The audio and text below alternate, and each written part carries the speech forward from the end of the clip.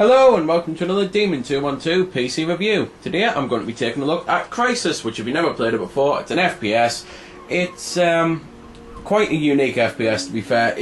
If you've not played it, you'll probably have heard of it because this is the one that was referred to as a bit of a beast. It required better specs than pretty much anyone had when it was released, and a lot of people said it was insane for them to do it, but it was a case of we will do it because we can. We've got the technology, so sod it. We're not going to wait until everyone else has caught up. You have to just buy the game when you can. And it really is an excellent marvel of what could be done, and it still blows away a lot of games that are being made today. I just really do love it and think the gameplay and everything about it's excellent. So at the start you've simply got single player. You can play the game multiplayer. I've never actually done it because when I got the game it was so late into it. Crysis Wars had came out, which is a dedicated Crysis multiplayer game, and Crysis 2 was about to come out, and pretty much everyone will have jumped over to that, even though I think Crysis 2's multiplayer is horrendous, but I'll say that in the game and explain why. Profile is obviously your profile. Options, you've got so much customization that's unbelievable. You can choose blood, things like that. You can fully customize your controls. You can put an Xbox pad on and play it with a pad if you don't like mouse and keys for some odd reason. You can change the entire specs of the game so you can get it to run smoother, or sacrifice a bit of frame rate for better looking things, just things like that. It is fully customizable. So I'll jump into the gameplay and actually show some of it off and talk about the story and that. So, the whole point of the story is you're in Korea, they're experimenting with power, they're finding an artifact, they unleash an alien horde, and you have to fight the alien horde. It sounds unoriginal there, and to be fair, it probably is unoriginal, and it sounds basic there, but basic as anything but. It's done extremely well. I really loved playing through the story. It does it in the way of you get a little bit of cutscenes here or there and then a ton of gameplay. It doesn't saturate you with cutscenes, but that's the story. On to what pretty much makes the game unique. As you go throughout the game, you can collect things for your weapons, and you can then add them to almost any weapon. You can put a sniper scope on a shotgun if you want to. It's not going to do anything, but you can do it. You can just collect them all the way through, so you can put grenade launchers on your guns, or a tactical assessment. You can put a flashlight on if you want. You can put a silencer on. You can change from all sorts of different scopes and laser sights and things like that. The options for customization in the game is absolutely extremely detailed, phenomenal, and things like that. You've then also got so many different ways to play because you're wearing a nanosuit, and a nanosuit allows you to cloak and become completely invisible, or put yourself on super strong so you can jump really high, or super fast so you can run lightning speed, or give yourself extra armor so you can get a few shots before you die. It's just things like that. The game changes all the time. You'll never play the same way twice on a level. It'll either force you to do stealth because there's so much jungle and foliage around that you'd be mad not to, or it's an open area so you can't use stealth. It's just things like that that change the gameplay on every level. You'll get new weapons which will, as stupid as it sounds, change how you play the game, because all of a sudden you'll get a shotgun and you'll think, well, I'll do close quarters and stealth, or you'll get a sniper rifle and you'll think, right then, I'll stand at the top of a mountain and pick things off, and just things like that. You've then got vehicle missions which are really good. The vehicles handle extremely well. There's boats, tanks, jeeps, flying things, and I'll try and show off the tanks and the flying vehicles because they are probably the best. And I just absolutely love the game, as you might be able to tell. I think the game deserves better ratings than it got, and it got pretty high ratings anyway. It's just one of those games that I think the fact that not many people could play it at the time is solely why it didn't get 9s and 10s, because the gameplay is just out of this world. It really is completely different to every other generic shooter out there. It's nothing like a Halo title, it's nothing like a COD. It just plays like itself. It is Crysis, therefore it is type thing. Same as when Half-Life came about, nothing played like Half-Life, and now you've tried to have people change that and be like Half-Life, and they've still never really managed it. So I've at least been able to kind of show a cutscene off here whilst talking through it, I know, but time to actually get into some gameplay, and I'll cut into the tank and, as I say, show the tank off and the flying vehicle, because they are at least my favourites, and I'll try and also show off a bit of close quarters combat. So seeing as I think I'm coming up to some enemies, I'll shut up and then hopefully cut into a firefight.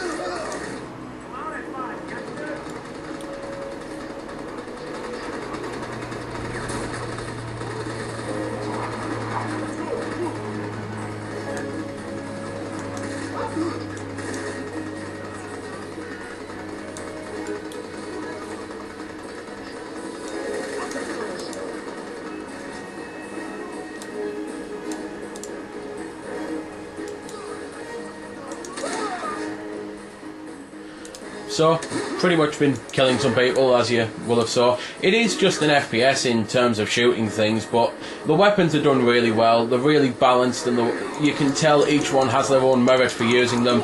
There's rocket launchers, shotguns, machine guns, things like that. There's big cannon type guns that are like sniper rifles.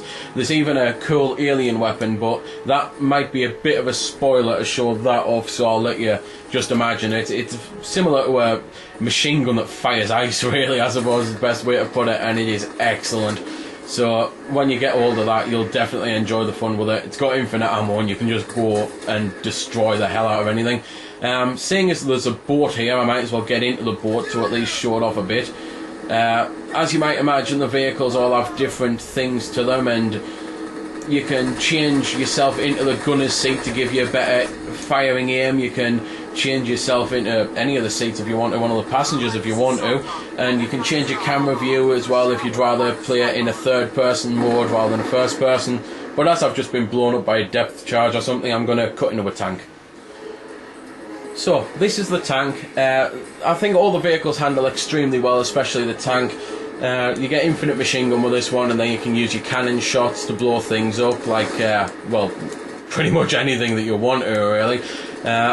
It's probably the best vehicle on the game. I had the most fun with it, and the tank mission's really cool because you're surrounded by other tanks, so sometimes it'll be a case of you'll put yourself into the tank, just go around and blast them, or you'll quickly jump out of the tank, leaving the enemies confused, cloaking, going up behind them, and then planting C4 on them and blowing them up like that.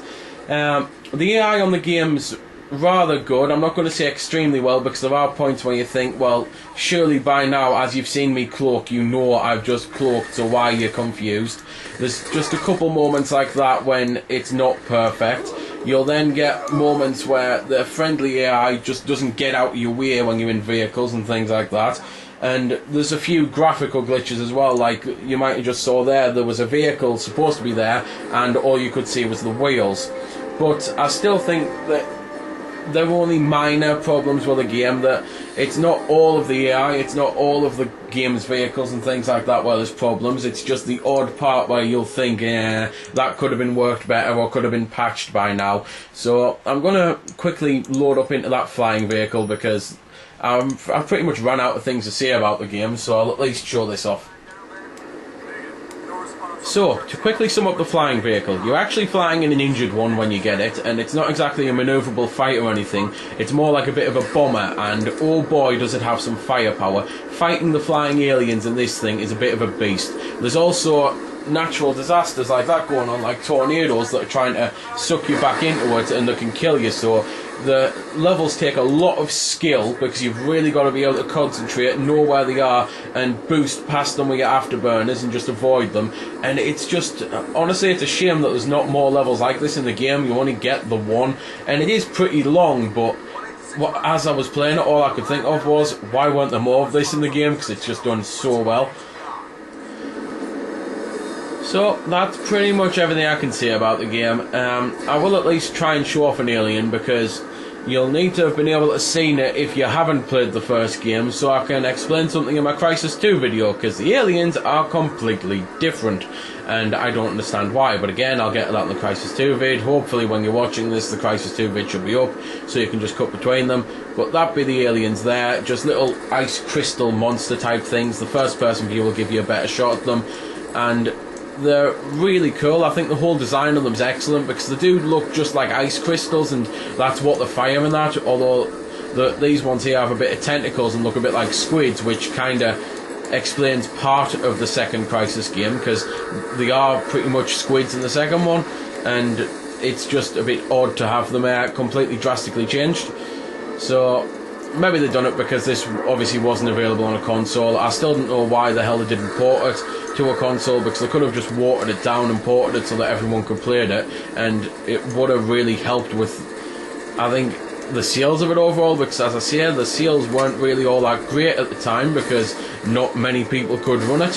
So if you can run it now, definitely pick it up. It's quite cheap online, it's quite cheap on Steam sales every now and then, and it is well worth a go because it's one of the best FPSs I've played in a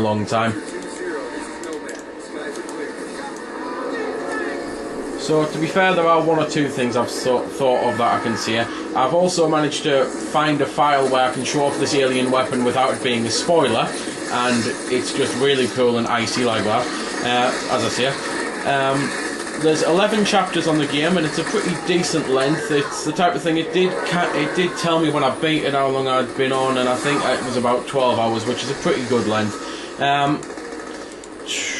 Sound-wise, the music and everything's excellent, but it's nothing I can let you listen to because it's the type of tension music when you're fighting on key scenes and things like that. And graphically, obviously, what with it being the most advanced game around for its time, it's still pretty damn special. So that really is everything now. I've thankfully remembered to see it. So there we go. So there we go then. That's been the review. I hope you found it helpful. I don't score the games because that's based purely on opinion, so instead I'll leave you to make your own mind up. So thanks for watching, and if you've got any questions about the game that I didn't answer in the vid or that hasn't been answered in the comments, then feel free to ask and I'll help if I can. Also, if you did find it helpful, don't forget to check out my channel because there's plenty more like this up there, and don't forget to subscribe because there'll be plenty more to come as well. So until next time, this has been Demon212, signing off.